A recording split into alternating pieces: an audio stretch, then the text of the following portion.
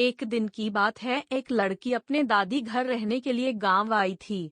लड़की घर में बैठे बैठे बोर हो गई थी, इसलिए लड़की ने सोचा क्यों ना बाहर घूमने के लिए चली जाऊं। लेकिन उसे उस गांव में कोई पहचानता नहीं था, उसे पता नहीं चल रहा था कि मैं कहाँ जाऊं। उस वक्त दादी माँ से चीनी लेने के लिए पड़ोस में से एक लड़का आता है। वो लड़की उस लड़के के तरफ देखती रहती है। अब हर दिन वो लड़की घर के बाहर बैठी रहती है। वो लड़का कुछ ना कुछ लेने के लिए बाहर जाया करता था। लड़की उस लड़के को देखती रहती है, लड़का उस लड़की को देखता रहता है। दोनों में आपस में दोस्ती हो जाती है। लड़की उस लड़के को कहती ही, मैं हर दिन घर में बैठे बैठे बोर हो जाती हूँ, मुझे कहीं घूमने जाना है।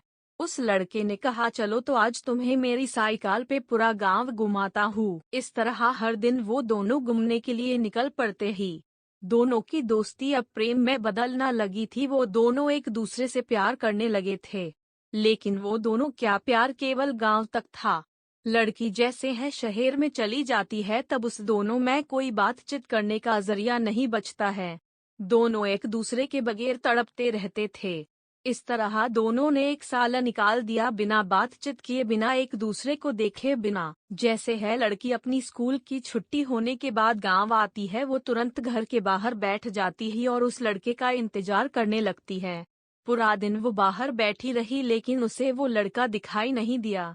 इस तरह 2 दिन निकल गए, लेकिन वो लड़का नहीं दिखाई दिया। उस लड़की ने अपनी दादी माँ के पास जाके पूछा, वो लड़का कहाँ ही जो अक्सर हमारे घर चीनी लेने के लिए आता था।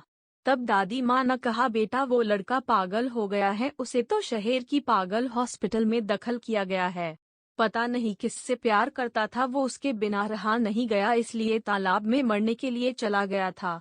उस लड़की की याद में वो पागल सा गया है। यह सब सुन के उस लड़की की आंखों में आंसू आने लगे। वो बहुत रोने लगी, अपने आप को कोसने लगी।